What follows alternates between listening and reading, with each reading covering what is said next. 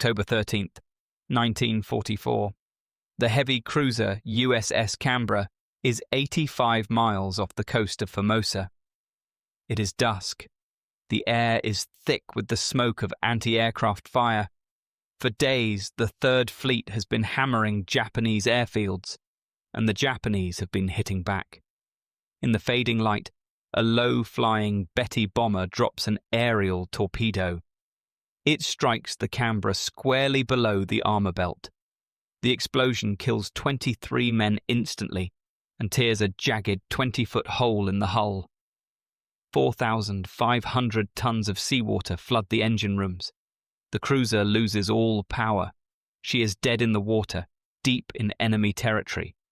By every rule of naval warfare written since the age of sail, the Canberra is finished.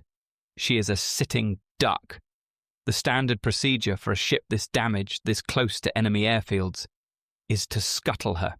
You take off the crew, you fire torpedoes into her side, and you send her to the bottom to prevent her from falling into enemy hands. But Admiral William Halsey does not scuttle her. He orders a tow. This decision sets off a logistical chain reaction that will test the limits of the United States Navy. The Canberra is 4,000 miles away from Pearl Harbor. Towing a crippled cruiser at 4 knots across the entire Pacific Ocean is suicide. She will be picked off by submarines long before she reaches Hawaii. To survive, she doesn't need a port in California. She needs a port right here. She needs a dry dock, a machine shop, and a fuel depot to materialize out of thin air in the middle of the ocean. The Japanese High Command believes this is impossible.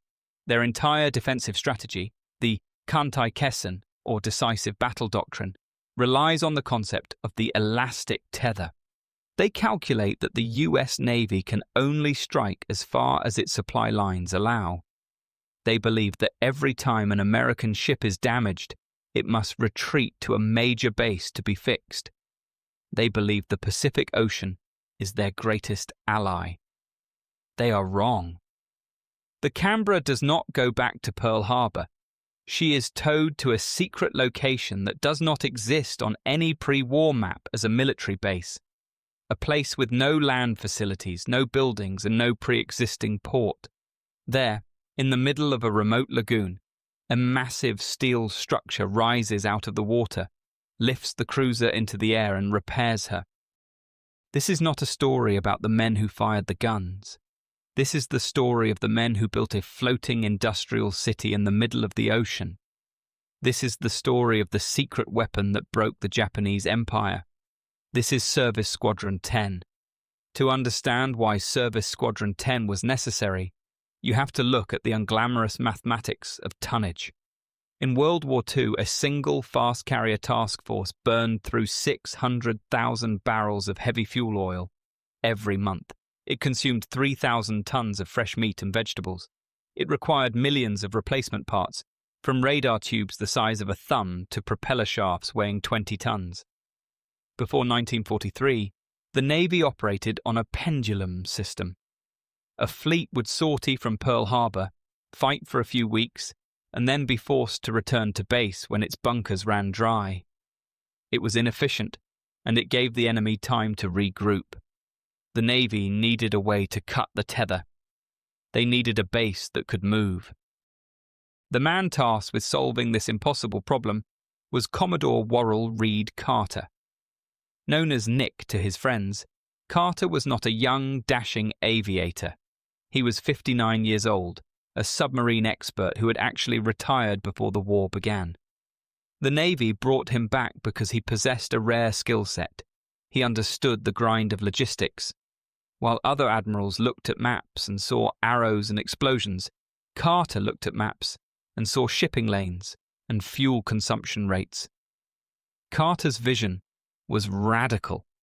He proposed a floating base that would follow the fleet. This wasn't just a few oil tankers.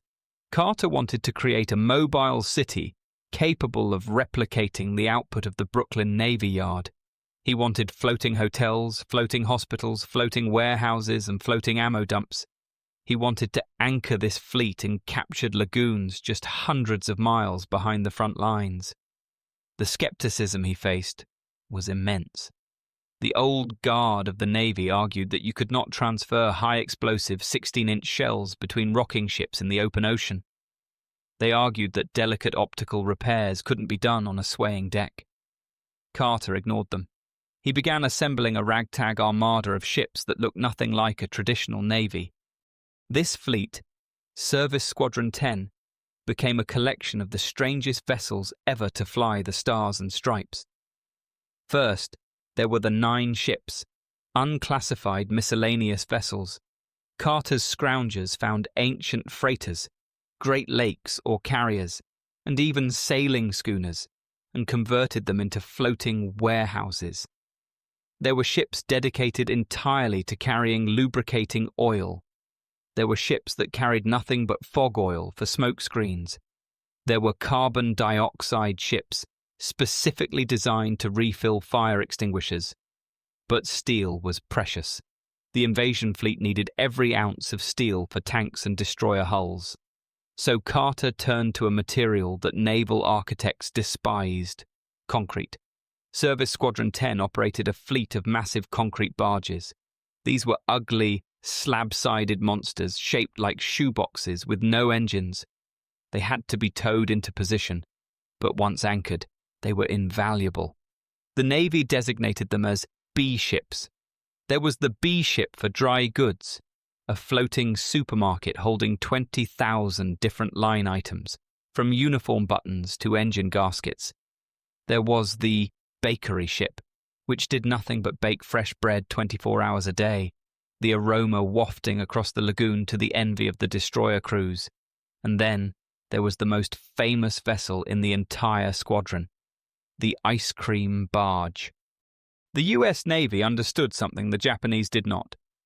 Morale is a fuel. It is as critical as diesel. Service Squadron 10 operated a concrete barge built at a cost of $1 million, dedicated entirely to making ice cream. It was a floating factory with a specialized freezing plant that could churn out 500 gallons of ice cream every single shift. It stored thousands of gallons in deep freezers. Ice cream became the unofficial currency of the Pacific War.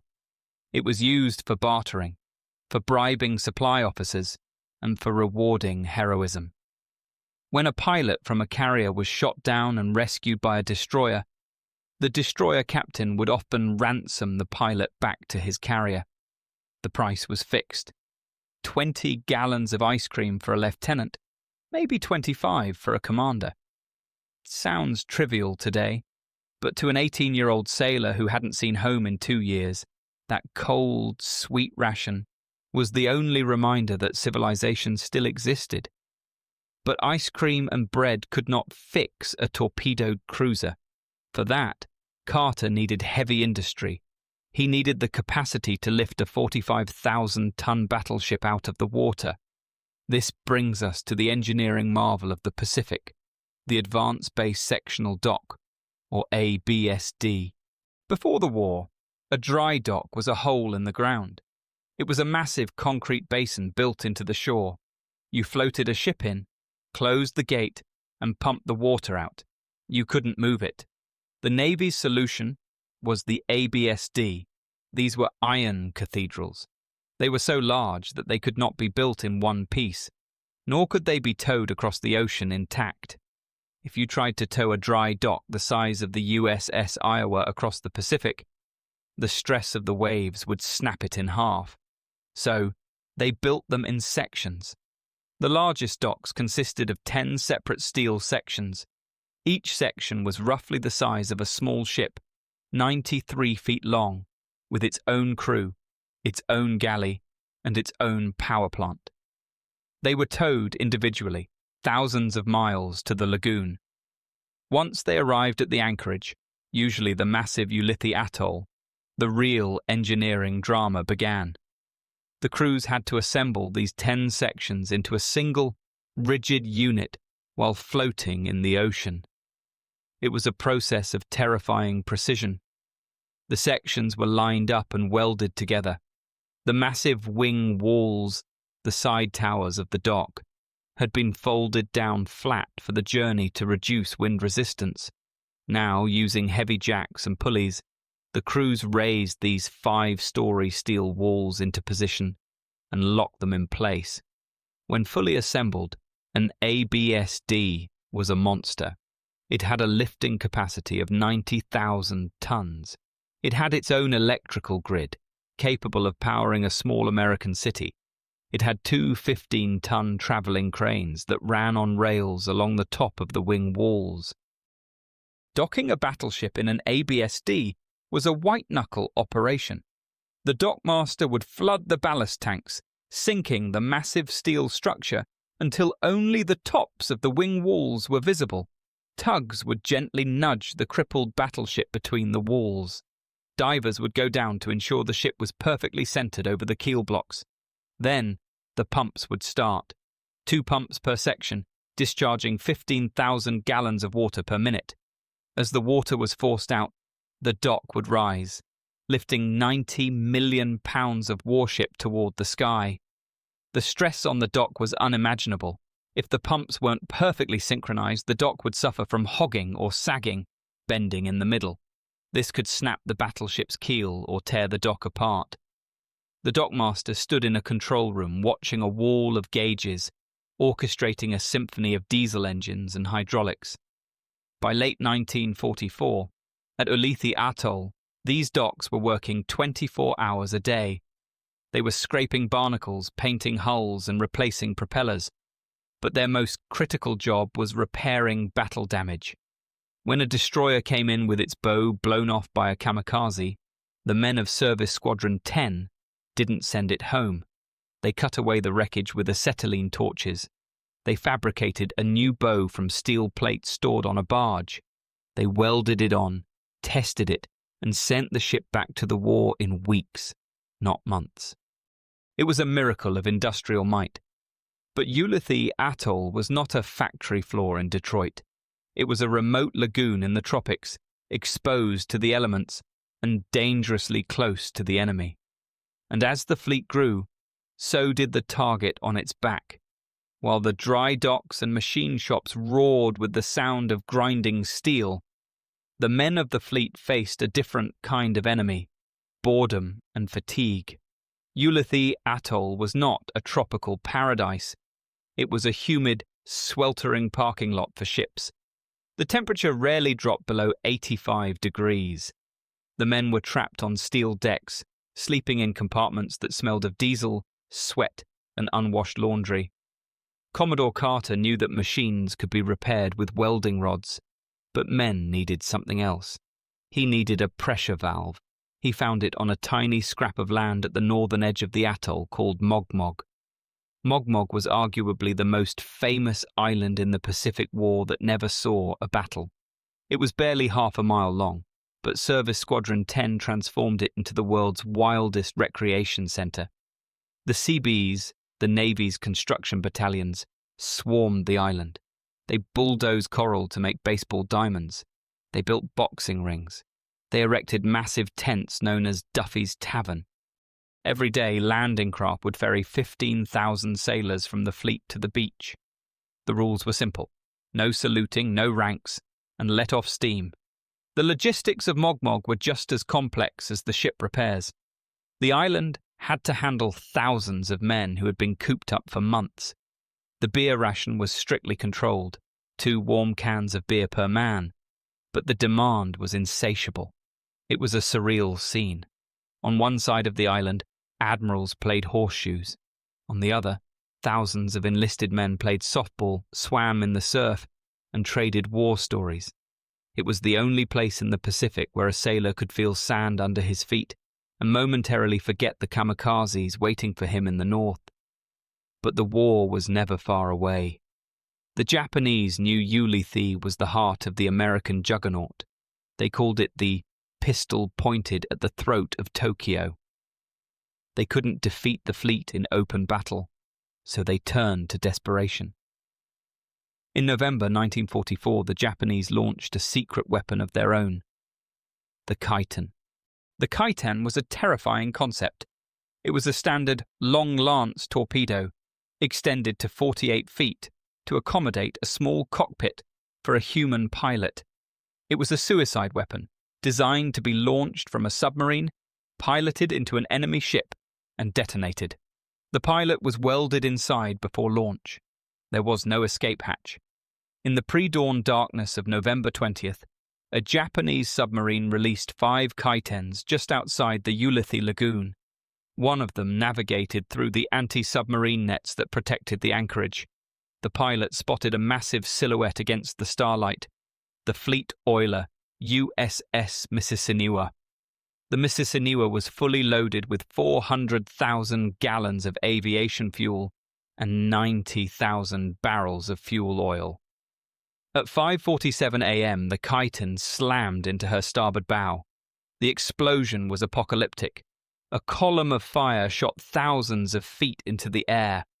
The oiler didn't just burn, she erupted. The shockwave rocked ships miles away. Sailors on nearby destroyers ran to their battle stations, thinking the entire fleet was under air attack. For Service Squadron 10, this was a nightmare scenario. A burning oiler in a crowded anchorage is a floating bomb that can destroy everything around it. Tugs and fireboats rushed directly into the inferno. They sprayed foam and water, risking their lives to cool the hull and prevent the fire from spreading to the other tankers anchored just yards away. The Mississiniwa eventually capsized and sank, taking 63 men with her. But the disaster was contained. The supply chain shuddered, but it did not break.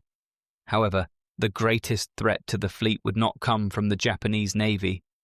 It would come from the sky. December 1944. The Third Fleet is refueling at sea, east of the Philippines.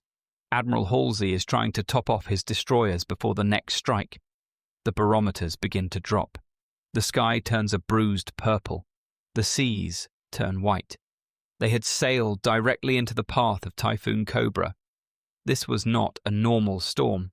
It was a meteorological monster with wind gusts exceeding 140 miles per hour and waves the size of 7-story buildings. For the small ships, the destroyers and destroyer escorts, it was a death sentence. In the chaos of the storm, 3 destroyers, the Spence, the Hull and the Monaghan, rolled over and vanished into the troughs. They were swallowed whole by the ocean. 790 men drowned. When the storm passed, the survivors limped back to Ulithi. The damage was catastrophic. It looked as though the fleet had fought a major naval battle and lost. Aircraft carriers arrived with their flight decks smashed down onto the bows. Planes had been ripped from their tie-downs, smashed into each other, and caught fire. Catapults were twisted like pretzels. Radars were sheared off. This was Service Squadron 10's finest hour. Under normal circumstances, a carrier with a smashed flight deck goes to dry dock in San Francisco for 3 months. Commodore Carter didn't have 3 months. He had 3 weeks. The repair ship USS Jason pulled alongside the damaged carriers. Cranes lifted bulldozers onto the flight decks to shove the wrecked planes over the side. Acetylene torches burned day and night, cutting away the twisted steel. The pixels of this logistical picture were human beings working in shifts until they collapsed. They cannibalized parts. They took steel plates intended for barges and welded them into flight decks. They rewired radars using spare parts flown in from 3,000 miles away. By mid-January, the Third Fleet sailed out of Ulithi. They were scarred, but they were combat-ready. They had fought a hurricane and won, thanks to the mechanics of the lagoon. As 1945 dawned, the end of the war was visible, but the violence was escalating. The invasion of Okinawa loomed. The Navy decided that even Ulithi was too far away. They needed a base right on Japan's doorstep. So Service Squadron 10 did the unthinkable. It packed up and moved. The entire floating city, the dry docks, the cranes, the ammo barges, the ice cream factory, weighed anchor and moved north to Karama Reto, a small group of islands just 20 miles from Okinawa. Here, the logistics war became a knife fight. They were now well within range of Japanese land-based aircraft. Kamikazes were no longer a distant threat. They were a daily reality. The repair crews on the dry docks wore flak jackets and helmets while they welded. They would watch a destroyer get hit by a suicide plane a mile away, watch it limp toward them, and begin prepping the tools to fix it before it even arrived. The elastic tether was gone. The US Navy was now a self-sustaining organism. It could regenerate itself anywhere in the ocean. When the Emperor finally announced the surrender in August 1945, the psychological impact of Service Squadron 10 became clear. As American ships pulled into Japanese harbors for the occupation, Japanese naval engineers stood on the docks, watching the endless stream of US vessels. They were baffled. They asked the American officers, "Where are your repair ships? Where is your support fleet?" They had expected to see a ragged, exhausted navy running on fumes. Instead, they saw a fleet in prime condition. Their hulls were painted. Their engines were tuned. Their crews were well fed. One Japanese admiral reportedly looked at the sheer volume of American ships and said, "You brought the factory with you. We never had a chance." Service Squadron 10 was disbanded shortly after the war. The floating dry docks were either scrapped or sold. The concrete barges were sunk to create breakwaters. The miracle of Ulithi Atoll faded into history. But the lesson remains. We often remember war as a series of arrows on a map, of generals making grand decisions. We forget that an arrow on a map represents thousands of tons of steel and fuel that must be moved, maintained, and repaired. Admiral Chester Nimitz, the Commander-in-Chief of the Pacific Fleet, understood this better than anyone. When asked about the decisive factors of the victory, he didn't point to the atomic bomb. He didn't point to the bravery of the Marines on Iwo Jima. He pointed to the rusted, unglamorous barges of Commodore Carter's fleet. He said simply, "Service Squadron 10 was the secret weapon of the Pacific War. It was the weapon that didn't fire a shot, but made every other shot possible.